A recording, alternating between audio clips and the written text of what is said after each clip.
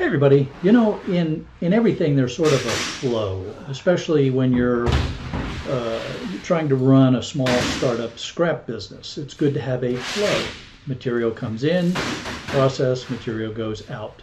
That allows you to keep the cash moving so you can buy more material to bring it in, to chop stuff up, to sell it out. I thought it would be interesting, and I've had a couple of people ask me to share what kind of happens in that typical flow at the shark cage. Well, we're going to start out with bringing in a load of computers. Sort of a typical load here. Sharkmobile has brought in anywhere from, you know, a couple hundred pounds to over 1,000 pounds of computers at a pop. So here we are, we're just unloading some computers. This chilly Florida winter day here. We're going to go ahead and get the Sharkmobile unloaded and get things stacked up over in the staging area. Now, it would be very nice right now to have a forklift so I wouldn't have to break down the pallet loads of computers that I get every week by hand. We're not there yet. So instead of forklifting the whole pallet load over to the computer staging area, what you're watching me do is pull off the stack. Now, there is actually an advantage to pulling the stack manually from the Sharkmobile, because as I'm pulling the stack, I can kind of separate computers by similarities. Frequently when I'm getting pallet loads of computers, there will be multiple computers of the same type. And this allows me to stage them, you know, stack them as all of the same type. That makes processing a lot more efficient because I can get on a roll with the same type of computer as I'm breaking it down and just bang through them a lot faster than having to stop, look at the computer, figure out if I need a Phillips or a hex, Torx, you know, how do I get it open, those kind of things. But the downside is, look, this takes a little while here, okay? You can see I've got to get them onto the cart and then push that cart over to the staging area, get them unloaded. So, you know, this isn't exactly the most efficient process in the world, but it's the best that we have right now. Oh, and I've had a couple people ask me about the cart because they noticed the name. Some people have noticed the name of a company on the handle. No, I didn't steal the cart. That company shut down, went out of business at that site, and they were getting rid of a lot of the stuff that they had there. And so I just happened to pick up one of their carts. I think I may have picked up some shelving from them and a few other odds and ends, but nope, didn't steal it. All right, well, let's go ahead and Mako through getting the Sharkmobile unloaded.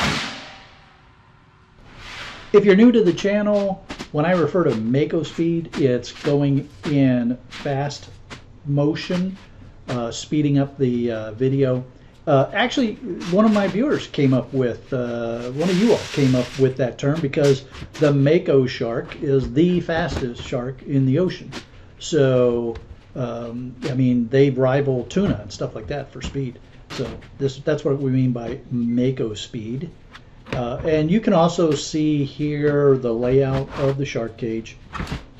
We've got right up close to the Sharkmobile is where the heavy stuff goes. And then the computer stuff is now further aft in the shark cage. Breakdown area is just on the other side of the stack of computers. Once the shells are empty, they go on a big green cart. They get stacked up. When that cart is full, I know I have a truckload that I can bring to the place of getting rid of scrap.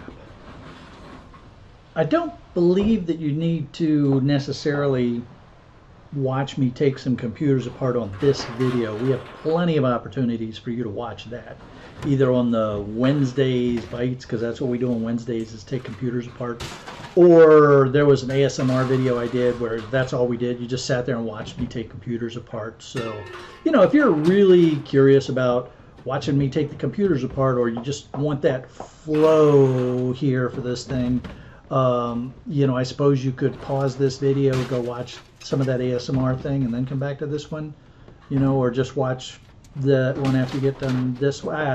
I don't know. Anyway, typically a Sharkmobile full of the shells is 300 to 400 pounds. So at current prices, you know, that's getting me 30 to 40 bucks, you know, in the shred steel. So that's part of the equation.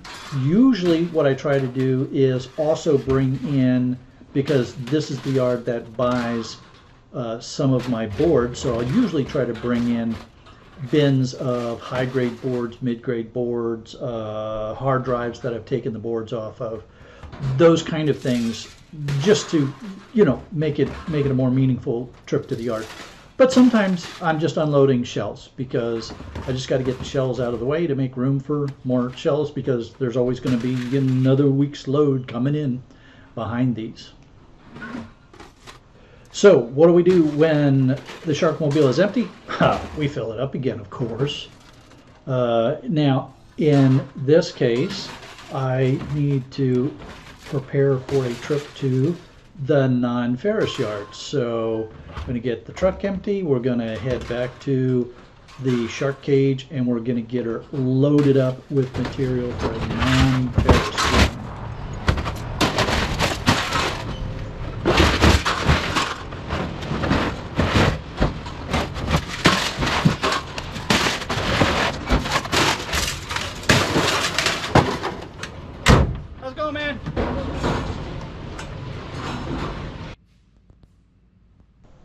Now, I know that the shiver is full of steely-eyed shark scrappers, and you all have picked up on the fact that I am on my third shirt here. Well, that's because this takes place over multiple days as the week progresses. So yes, I started out with a long sleeve shirt on, chilly day. Yes, we get them here in Northeast Florida. Then we had a nice bright sunny day when I took a load in. I was in one of my yellow navy shirts, and here I am in one of my shark scrapper shirts. Now, by the way, the shark scrapper shirts are available on my spread shop, along with a bunch of other merch. If you're interested, the link is down in the description down below. Okay, now some of these things are a little bit heavy. They're not so heavy that I couldn't lift them up. But, you know, why use your back and risk the strain when you have a nice Genie Lift to help you? So I've got a small skid on the Genie Lift. In some cases, the material might be on a small skid already, and then I can just put the Genie Lift on there and chuck it in. In other cases, I will bring the Genie Lift over to it, slide it on, and then lift it. Yeah, look how light that copper sheathing is from the open-eyed heliax. I mean, no kidding, it's just, it weighs hardly anything at all. In fact, I think that particular bin was like maybe 7 pounds, you know, so don't get too excited about the copper sheathing on the open-eye heliax, because it really doesn't weigh much of anything. All right, so we've got a couple of other lighter bins here, but let me show you what we do when we have some bins that are a little bit heavier. The Genie Lift, we just roll it over to the big sort of staging area that I made out of steel from the cell phone tower company. Still working out some of the details, and of course if I have a forklift, this is going to be an entirely different situation because that workbench is going to be in the way. Then I can just slide the bin onto the Genie Lift without having to use a whole lot of lifting and, you know, back stuff to lift the heavier bins. Now again, could I lift them myself? Sure, but why strain your back and put that extra load on your back when you have tools that can help you to do that? And that's, I mean, that was the whole reason for having the Genie Lift.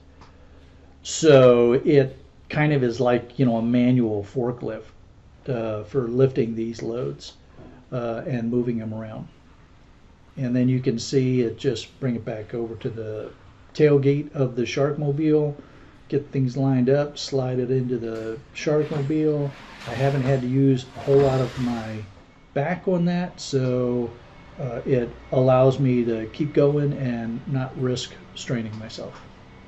All right, well, let's go ahead and get her loaded up here. I also want to just throw this out there for my younger viewers. I know that you all are young, you're strong, you're like, oh, Shark, man, that's nothing. I can pick that up. 40 pounds, no big deal. 50 pounds, no big deal. 100 pounds, yeah, all right, I can do that too.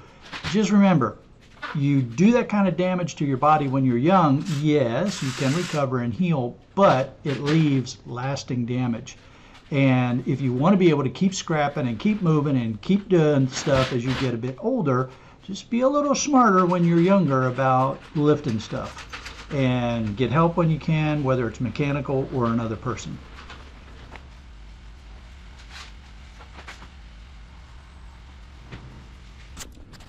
Hey, we have a nice little non-ferrous load going in here. Good heavy number 2. Cat 5. Closed-eyed heliax. We've got some motors and some insulated number 2. The smaller kind of regular number 2 kind of stuff. Cast aluminum and sheet aluminum. And then inside the Sharkmobile we have a bunch of copper. I keep the copper locked up inside because what will happen is I drive back home and tomorrow morning I will go directly to my non-ferrous yard. And I've never had any trouble with theft, but I also don't want to tempt fate. So there's no reason to make it really obvious. Plus, a lot of that copper sheathing from the open-eye heliax is really light, and a good wind would blow it away. You know, it could blow out of the back of the truck while I'm driving. So this should be a nice non-ferrous run. We'll see how it plays out for us. And what's a fun thing to do at the end of a scrapping day? Well, I like to go check on Alihikai, the shark that we helped to fund the tagging for through last year's Shark Scrapper Shark Adoption Project. The link to take you here is down in the description below. When you get to this page, click right there and boom, there's the map. I'll be announcing more details on that after a little while. But anyway, here is Alihikai's latest information. Now, I know we hadn't seen her for a while, and some of you were wondering what was going on, getting a little bit concerned for her. So a couple of things to keep in mind. She's a shark, so she spends a lot of time underwater, and the tag, oh, doesn't like that, does it? It pixelates. So the tag has to be above the water, the air-sea interface, in order for the satellite to see the tag and talk. And it has to be up there for a little while. So my recommendation, the recommendation from the university is check back every 2 weeks or so.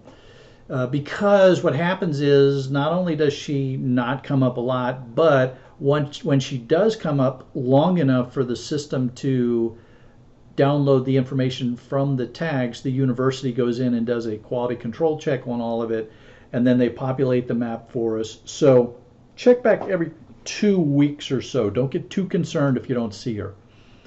Now, she's been hanging out up here since she got up to the Bahamas. You'll recall that after she was tagged, she swam down off the coast of Cuba. She was hanging out off the coast of Cuba, and then she swam up to Bermuda. The Bahamas. Bermuda, holy cow. The Bahamas. So she's been hanging out here north of the Bahamas. If you press this button here, you scroll down to the bottom of the stack. This is the latest position that she reported, and you can get all of the information here off of that. And then if you then want to see the position before that, you just go one more up in the stack. So her last position was here. And if we go back in time, what we'll see is that she was hanging out here. So very cool. I guess she's, I don't know, maybe she decided to take a little holiday in the Bahamas. I'm not quite sure, but there she is swimming around off the Bahamas. Very cool. I'm enjoying keeping track of her and watching what she's doing. What I'm really looking forward to is learning more about the shark behavior and such. And we'll see what the folks at the university can share with me and what I can learn about shark behavior, because it's fascinating to me to watch all of this. I hope you're enjoying it too, and when we break open the 2 for 22 campaign, I've got some really exciting ideas on how I'm going to do this. I'm just putting everything together, and I think it's going to be a lot, even more fun than we had last year putting this together. So I'm really excited about sharing how we're going to approach the 2 for 22 campaign. All right, everybody, if you enjoyed this video, don't forget to give it a thumbs up, and there's going to be a link to take you to the street scrapping videos so you can enjoy those. I look forward to seeing all of you on another shark scrapping video.